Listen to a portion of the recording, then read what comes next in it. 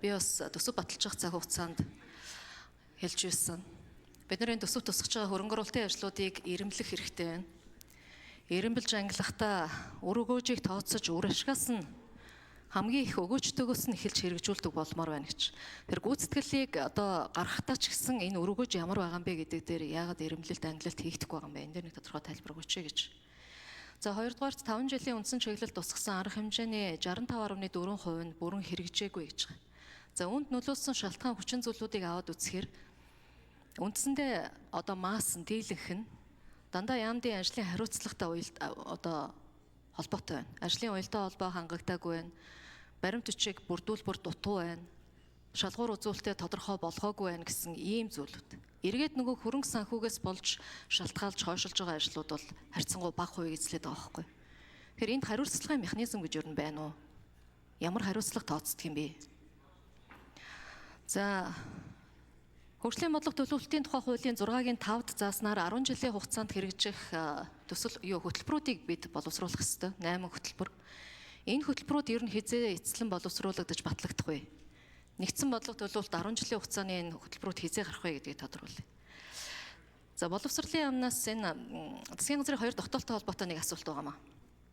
2021 оны 321 дугаар тогтоол, засгийн газрын тогтоол. За энэ тогтоолоор хөдөө орон нутагт ихтэй сургуулиудыг бас одоо байгуулахын зүйтэй гэж засгийн газраас үзээд Дарханд, Эрдэнэтэд, Өмнө говьт сургуулиудын салбаруудыг өргөжүүлэх, шинээр байгуулах асуудлыг зохицуулсан. За энэ зохицуулалтын дотор орон нутагт ажиллаж байгаа төрийн өмчийн энэ ихтэй сургуульд суралцж байгаа оюутнуудын сургалтын төлбөрийн 50%-ийг хөнгөлөх төр даах тухай зохицуулалт орсон байна. Энэ асуудлыг тухайн жил тутамд нь улсын төсөвт суулгаж явахыг боловсролын сайдад үүрэг болгосон байдаг.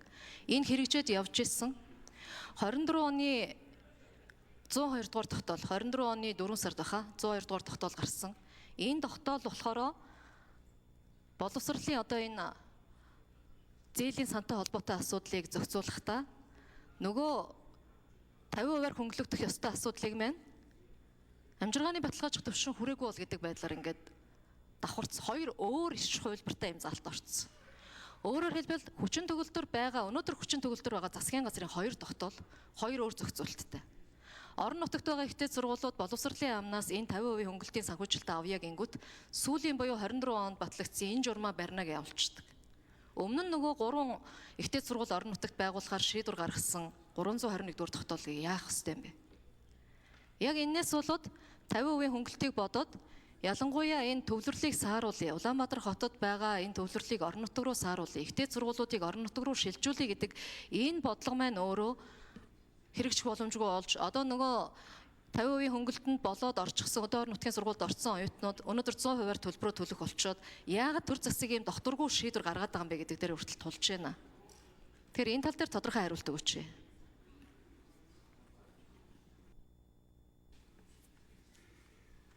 За хариулт өгье. Эдийн засгийн хөгжлийн яам, төрийн нарийн бичгийн дарга Батхүү. Ажлын хэсгийн 5 дугаар мөрчмөн. За өөрийн төвийг шинэ асуултанд хариулъя. За 8 хөгжлийн зорилт хөтөлбөрүүдийг өмнө нь ус төслүүдийн боловсруулад улсын хурлаар өргөн барьсан байсан. Тэгээ улсын хурлаас буцаагдсан одоо сайжруулалт хийж байгаа шалтгаан бол бас улсын хурлын сонгуультай холбоотой засгийн газрын үйл ажиллагааны хөтөлбөр шинээр боловсруулагдсан. Засгийн газрын үйл ажиллагааны хөтөлбөрөөр хэрэгжүүлэх арга хэмжээний төлөвлөгөөг шинээр боловсруулсан гэдэг олон бодлогын баримт төчгүүд давхар явж ирсэн учраас нийцүүлэх шаардлагатай гэж үзээ буцаасан байгаа. Үүн дээр нэмэгдээд бас шинжилгээ ухааны тухай хуульд заасан зорилт хөтөлбөрийг бас нэмж боловсруулж байгаа. За энэ улсын хөгжлийн зорилт хөтөлбөр боловсруулахтай улсын хөгжлийн төлөвлөгөө боловсруулахтай холбоотой хөрөнгө оруулалтын төсөл арга хэмжээнийг ирэмбэлдэг. Нэгдүгээрт хууль заасан арга хэмжээнүүд нийцээс хуулийн шалгуураар авч үзнэ. За жишээ нь 2024 оны улсын хөгжлийн жилийн төлөвлөгөө боловсруулах явцад 1500 орчим төсөл арга хэмжээний санал 80 төгрөгийн санал ирсэн. Эдгээр төслүүдийг бодлогын хэрэгүүлэх чиглэлтэй уялдаатай байдал, хуулийн шаардлага хангасан байдал, бэлэн байдал гэдэг олон шалгуур үзүүлэлтийг харгалзаж ирэмблээд оруулсан байгаа. Яг одоо хилцэгтэй явж байгаа баримт бичиг дотроо бол төсөл арга хэмжээний бичигдсэн дараалал нь бол ирэмбийг харуулахгүй байгаа нөөц бололцоо их үүсвэртэй нийцсэн байдлаар ирэмсэн төслүүд бүгдийг оруулсан байна. Бусад асуултыг хариулдаг явуулсан. Боловсролын яам Наранбаяр сайд хайцаа. төрийн нарийн бичгийн дарга байна уу?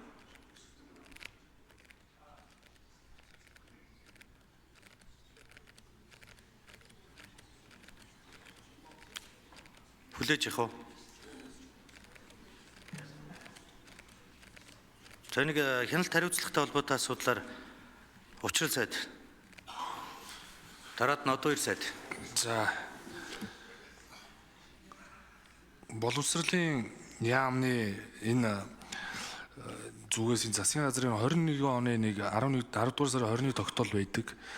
Нөгөө ихтэй сургуулийн сургалт эрдэм шинжилгээний цогцлбор болго орон нутагт хөгжүүлэх талаар авах арга хэмжээний тухай.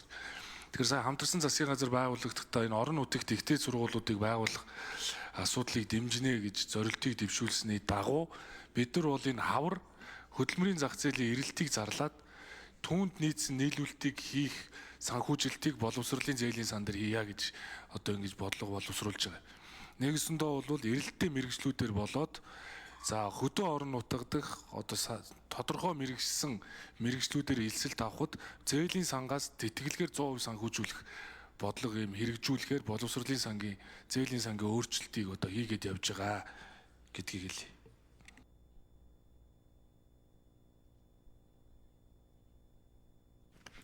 За өөрийн төвийн гишүүн тодруулж асууя. За энэ хоёр засгийн газрын тогтоол өнөөдөр хоёулаа хүчин төгөлдөр байгаа юм учраас да. Тэгэхээр одоо сая боловсролын зээлийн сангийн асуудлыг манай их хурлын гишүүд ажил хэсэг байгуулад бас нэлээдгүй ажиллалаа. Тэгэхээр энэ ажиллаж байгаа, энэ өөрчилж байгаа асуудал дээр үнийг бас анхаарч үзээч. Таны авч хэрэгжүүлээд байгаа энэ давхардж байгаа ялангуяа одоо хоорондоо уялдахгүй байгаа олон дүрм журмыг цэгцэлж байгаа энэ ажлын чинь хүрээнд хийгдэх нэг ажил бол энэ болчиход байгаа юм.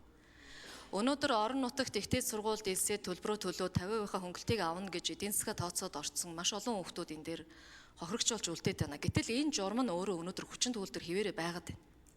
321-р журмаар тогтоолоор баталсан журмын 50% хөнгөлөх заалт нь өнөөдрийн хүртэл хүчин төгөлдөр хിവэрэ байгаад байна.